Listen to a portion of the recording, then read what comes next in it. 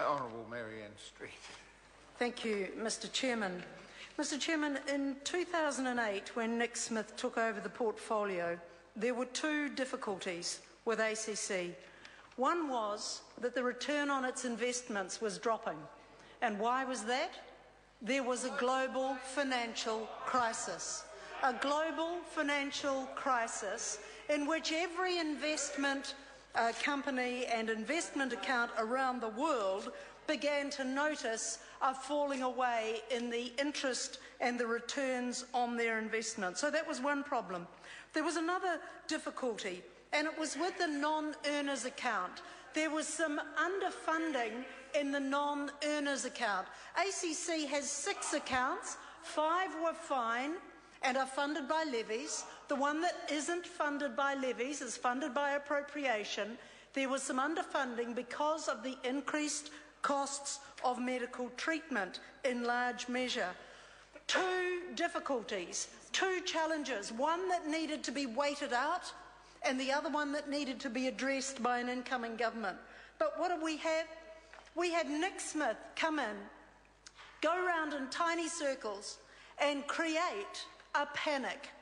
Create a panic around an institution that had existed since the 1970s, brought in by a national government, as Michael Woodhouse said, because they saw the purpose and usefulness of it as well.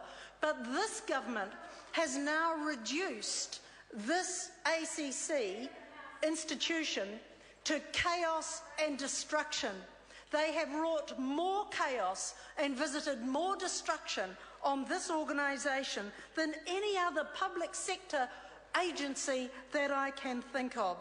Mr Chairman, when we have a look at the report of the Select Committee, we notice that in the period from 07-08, I was Minister over that time of ACC, there were 5,000 decisions going to review. But by 2010-2011, there were over 9,000. The increase in the decisions overturned at review from 900 when I was the Minister to 2,288 by the time Nick Smith was the Minister during the time. Let me give you one other significant factor, and it goes to the issue of morale. The Select Committee reported that on staff issues, they said proudly, ACC had said that they'd met the target of exceeding the New Zealand state sector 50th percentile and had improved from 2009-10 to 2010-11. I'll bet my bottom dollar that by the time the 2011-2012 review comes round, they will have plummeted.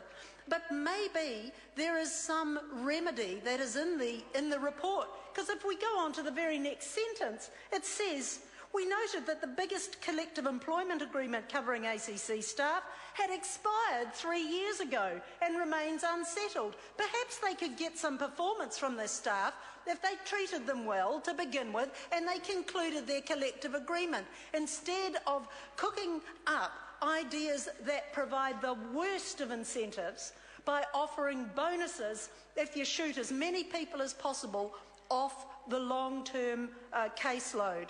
If you get those people off and you get a bonus for it, that has got to be the most pernicious, the most evil and the most destructive way of addressing rehabilitation that I have ever heard. It creates the wrong kinds of incentives for staff.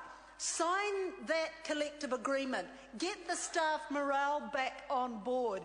People want to work in an organisation that they know works well for people. At the moment, they are leaving in droves from ACC, starting at the top. They are leaving in droves. Now, Nick Smith's plan may well have been to turn the corporation into chaos. That may well have been his plan, because it happens a lot with portfolios that Nick Smith takes over.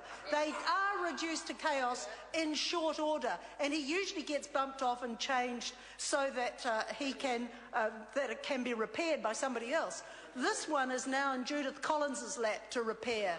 She needs to address these issues. If she wants a culture change, try settling the collective agreement in that workplace. Try stopping putting in perverse incentives that are going to make people unwell and will not assist in rehabilitation. Kevin Haig.